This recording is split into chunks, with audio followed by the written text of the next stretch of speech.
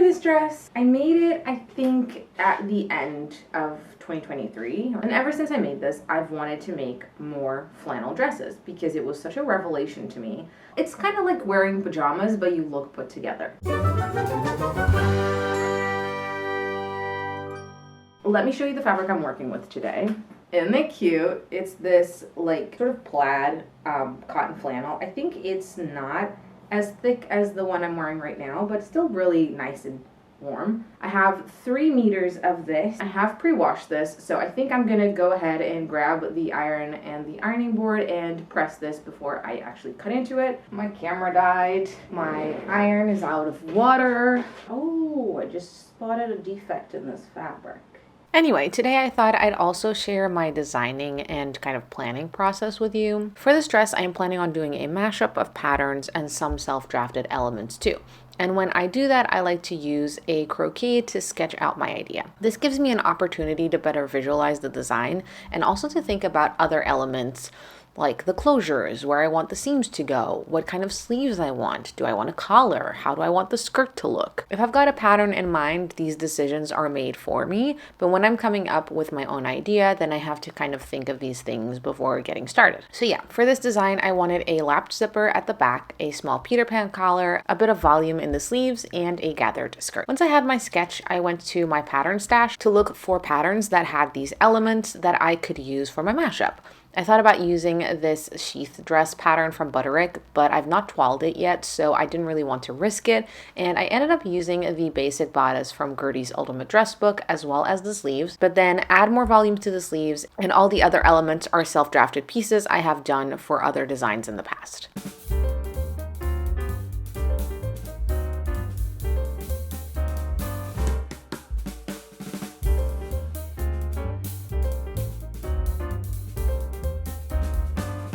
For the skirt, I decided to just cut out some rectangles and gather them. So I measured how long I wanted them to be, as well as my waist measurement, to make sure the full width of the fabric covered that. So I cut the length of my skirt plus seam allowance, then I cut along the fold, leaving me 2 big rectangles, one for the front and one for the back. Then I cut the back piece in 2 to allow me to place my zipper at the center back. I like to do center back zippers so I can still have pockets. I still have a bit over 1 meter left of this fabric, so leave me ideas on what I can make with that. Alright, so with everything cut out, I also went ahead and interfaced the collar. Ideally, I would have interfaced the facings as well, but I didn't have enough interfacing left. And then, as I usually do, I started the batch sewing process by pinning everything I could at this point. I pinned each interfaced collar piece to an uninterfaced one along the outer edges, transferred all my darts and pinned them, pinned all the pocket pieces in place as well as the sleeves and cuff seams.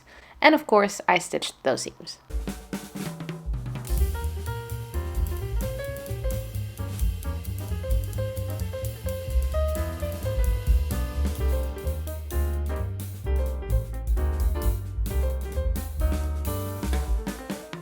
To finish my raw edges, I am serging all my seams, but you could do a zigzag stitch on your machine if you don't have a serger, or use another seam finishing method like French seams.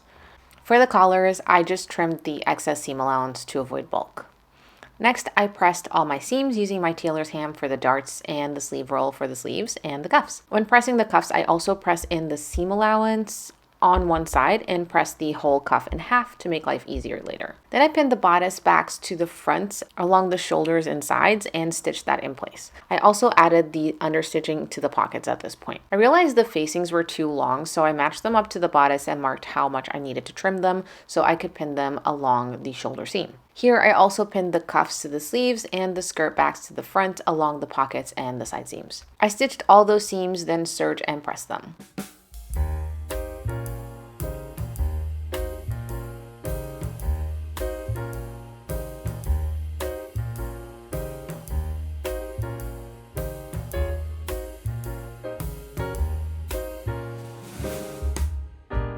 Now I can fold the cuff over to the wrong side and pin the folded edge over the seam I just stitched so I can stitch that down by hand later.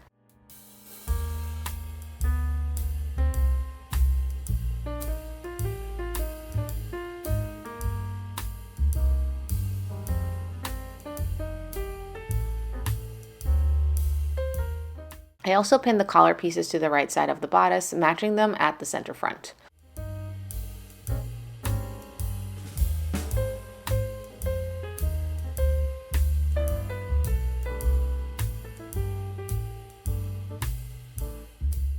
I based that in place on the machine to secure it for the next step, which is pinning the facings to the bodice with right sides together over the collar and making sure to match the shoulder seams.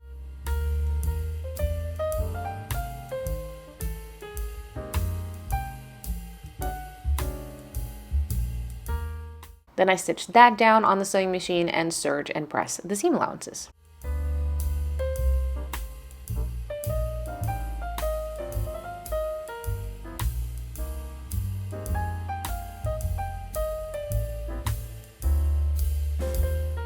Before I move on, I am also going to add some top stitching to make sure the facings stay where they're supposed to, making sure to keep the collar free.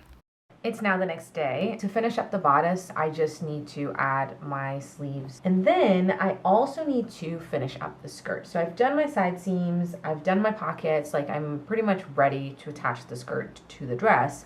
However, I want to gather the skirt as well. And today we're gonna try a new hack that I've never tried before. My friend Joanna Florence from Joanna Florence Makes made this video recently on Instagram where she talked about how like she uses dental floss to gather. So I thought I would give it a try. Apparently what you do is you zigzag over the floss and then you pull on it. I need to go back and watch the video again just to like refresh what she says to do. But apparently it just makes gathering a lot easier and a lot more smooth, and yeah. We're gonna give it a try. I don't know. We're gonna give it a try. So you just use a wide zigzag stitch over the floss without actually catching the floss. I kept it in the seam allowance just because I thought it would make it easier later. Oh my god. Like it just glides so easily. What the hell? What the hell? And oh my god, and the gathers themselves move so easily around, so it's gonna be easy to maneuver them, like manipulate them. When she told me it was better than the 2-row method, I was skeptical, I'm not gonna lie. I was gonna try it, but I was skeptical. Okay, let's do it on this skirt. This dental floss hack really blew my mind. Honestly, I am really impressed. For the skirt, I did one piece of floss for each back panel and one for the front, leaving the pockets free. Then I moved on to pin the sleeves to the bodice, and yeah, the dental floss made it much easier, but I do have to try to tie it or sew it down on one side so I can pull on the other without the gathers coming undone, if that makes sense. I placed all my gathers at the shoulder because I love how that looks, and I repeated for the other sleeve. I stitched that in place, and then I removed the floss to save for another time because it felt kind of wasteful to just throw it out when it was perfectly good still, so I added it to an empty thread spool to use again. To finish the seams, I serged and pressed them with the help of my tailor's ham. To pin the skirt to the bodice, I worked in sections, first matching the side seams and the center backs, then pulling on the dental floss to get each panel to fit the corresponding bodice section and pinning that in place. For the front, I left the pockets free until I had all of the skirt gathers distributed, and then I pinned them in place.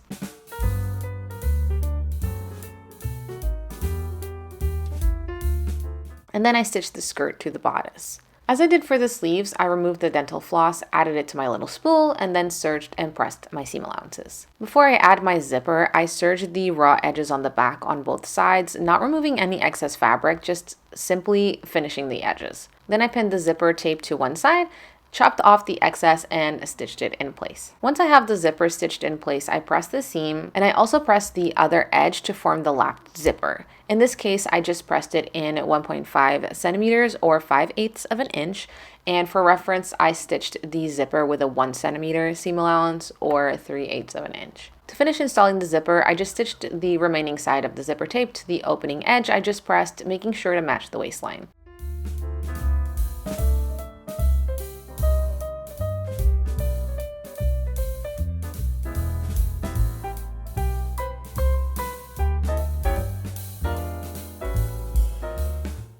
I also decided to top stitch the zipper on both sides, on the left side to keep the folded edge in place and on the other just to match. Once the zipper is in place, I folded in the raw edge of the back facings and stitched it to the zipper tape by hand. Last but not least, I tackle the hem because the whole skirt is a rectangle cut on the straight grain. I didn't really need to let it drop and even it out. I just serged the raw edges, folded in the seam allowance, and top stitched.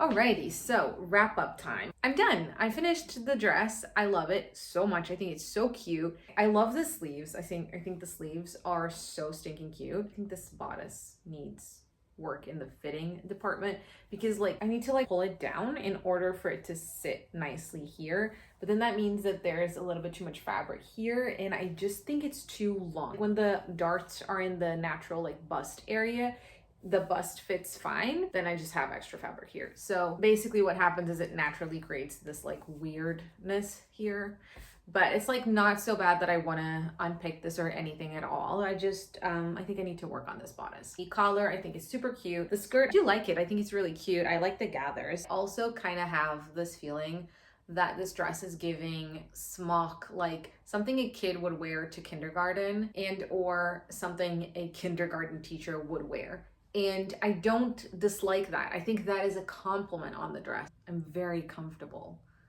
So I am glad I have it and I'm going to wear it all the time. I'm really pleased with it. I do want to tell you though, because I just noticed this when I was pressing it, it's not even noticeable. I don't think you'll be able to tell. If you want to, you can go back and see the reveal and see if you can spot it. The front panel of the skirt is wrong side out. But yeah, I hope you enjoyed this video. If you are new here and you haven't already, you can consider subscribing to my channel. I post most Fridays. You can also consider following me on Instagram and TikTok. That's it. Thanks for coming along, and I guess I will see you next week.